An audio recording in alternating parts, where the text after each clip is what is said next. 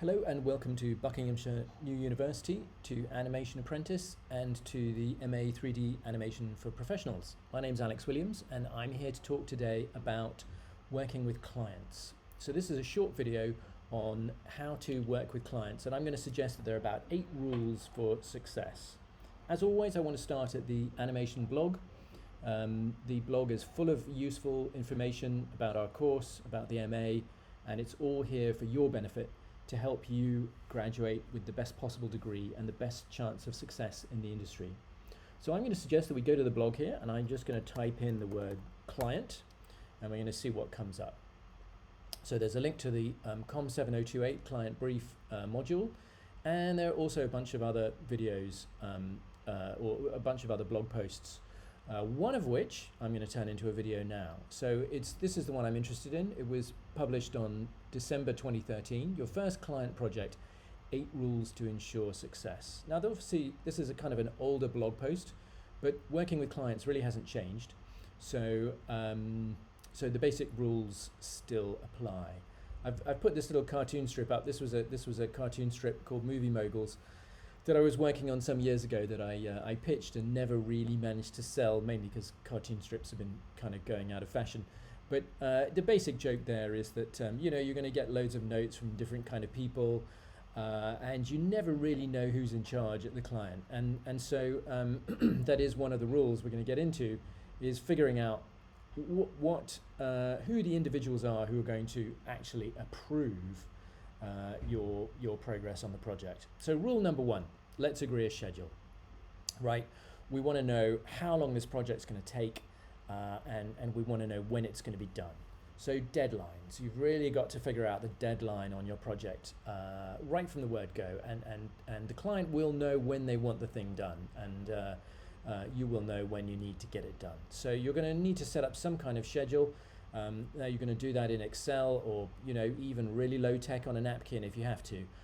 But you want to have deadlines, and also deadlines for the various things that are going to happen. You know, you're going to write a script.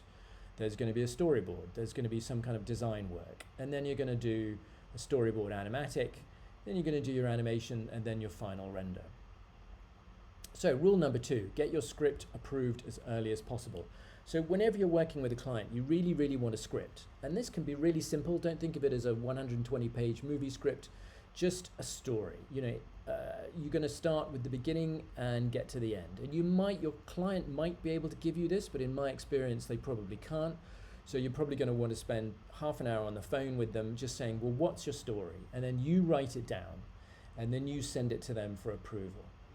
Because most clients are not storytellers and won't necessarily have an idea or a clear idea of really what it is that they want. But you want to get the story approved right from the beginning. What is the story they want to tell?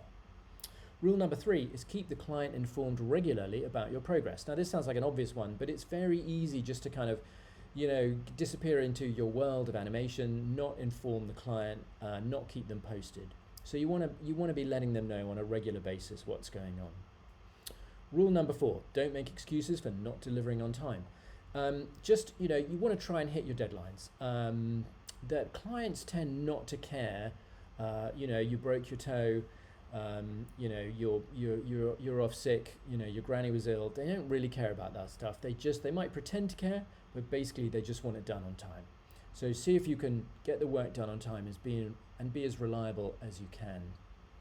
Rule number 5, take client notes with good grace. Okay, so this is a tricky one because often clients will give you notes that appear to be silly or appear to be creatively unimpressive, might lead you in a direction that you don't want. You know, it's a tricky one because you've always got to balance the original concept that you had at the start when you first started to make or you first pitched the idea. You've got to balance that with the fact that ultimately it's for the client. So see if you can take client notes with good grace and make the best of it. And be positive. This leads into being positive. You really want to maintain a good, positive relationship with the client at all times.